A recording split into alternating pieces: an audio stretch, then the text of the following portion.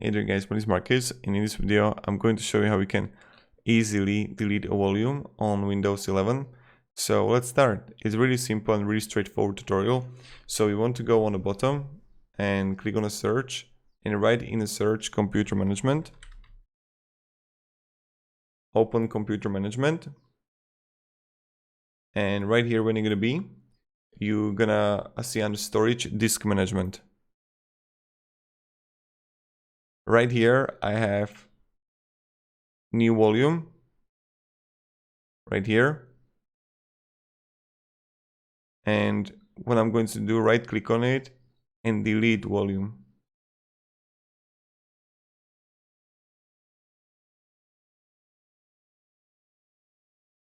Yes, and here you got it, and that's pretty much it, how you can delete it, right? So thank you very much guys for watching, and have a great day, and goodbye. What you can do also is, when you would like create a new volume, you can shrink it to minimum, and that's something you can do. And what you can do is like uninstall.